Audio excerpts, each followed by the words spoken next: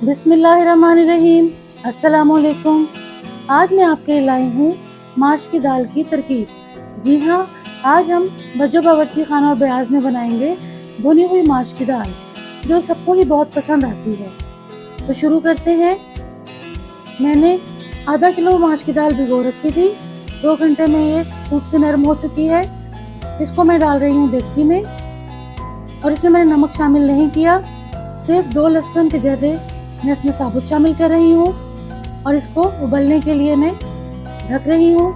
तकरीबन 40 से 45 मिनट में ये दूध से नरम हो जाएगी। ये है मसाले जो जाएंगे दाल के अंदर। जी हाँ, तकरीबन 40 मिनट गुजर चुके हैं। दाल में अभी थोड़ा पानी है। जब तक वो खुश्क हो रहा है, हम मसाला बनाना शुरू करते हैं।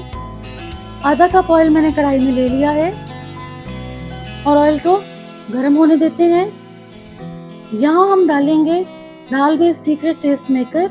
जी हाँ, ये हींग है, जो पंसार की दुकान से बासानी मिल जाती है। ये एक रेसिन होता है गोंद की तरह। ये दाल के दाने के बराबर हम इसमें डालेंगे। गरम घी में जाते ही ये हींग पिघल जाएगी। अब इसमें हम डालेंगे खड़े मसाले। थोड़ा सा इसमें जीरा शामिल है, थोड़ी सी काली मिर्चें, 1 तेज पत्ता और 2 साबुत सूख मिर्चें, और थोड़ी सी प्याज बारीक कटी हुई मैंने इसमें शामिल की है, जिसको हम ब्राउन करेंगे।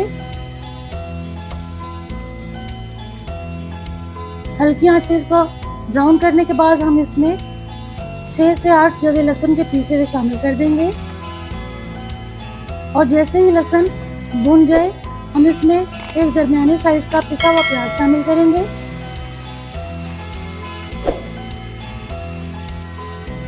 प्याज ज़रा भून जाएगा तो हम इसमें बाकी के मसाले शामिल करेंगे। 1 टीस्पून सुरख मिर्च का पाउडर मैंने इसमें डाला है।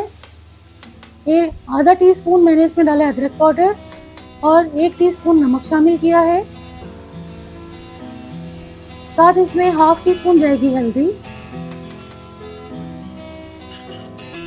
और 1 टीस्पून जाएगा इसमें पिसा हुआ धनिया। साथ ही हम इसमें 2 दरमियाने साइज के टमाटरों को पीस के शामिल कर देंगे, और मसाले को अच्छे से भून लेंगे। 7-8 मिनट में मसाला खूब से भून जाएगा। यहाँ हम इसमें अब उबली हुई दाल शामिल कर देंगे। बेहतरीन दाल को अच्छे से मसाले में हम मिक्स कर देंगे। दाल अच्छे से गल चुकी है, बस अब इसमें मसालों को कोट करना बाकी है। ये दाल बनाने का बहुत ही आसान और फूल प्रूफ तरीका है। इसको अब हम 10 मिनट के लिए दम लगा देंगे हल्की आंच पर। माशाल्लाह, दाल को दम आ चुका है। देखिए कैसे खिली खिली दाल है, जो बिल्कुल गली हुई भी है। यहाँ हम इसमें हरा धनिया शामिल करेंगे। और मज़े की बात यह है कि इस दाल में हमने गरम मसाला शामिल नहीं करना। जी हाँ, क्योंकि हमने इसमें हींग डाली है, और हींग गर्म होती है। यहाँ हम इसमें ताज़ा कुटी हुई काली मिर्च शामिल करने वाले हैं, जिससे इसका जायका और भी दुबाला हो जाएगा, और आप कहेंगे कि दाल हो तो ऐसी ही हो। बेहतरीन सा इसका जायका है। देखिए माशाल्लाह, क्या खूबसूरत दाल तैयार हुई है। इस पे हम डालेंगे अब देसी घी। देसी घी के बगैर दाल का कोई मज़ा ही नहीं। माशाल्लाह, क्या खुशबू उठ रही है इसमें से, हींग की खुशबू साथ देसी घी की खुशबू।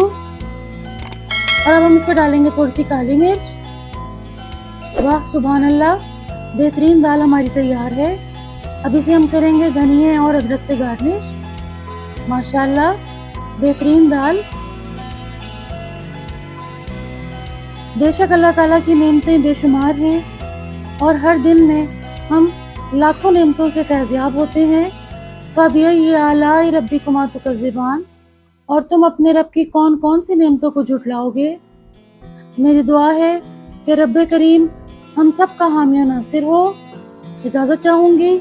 अल्लाह हाफ़िज़।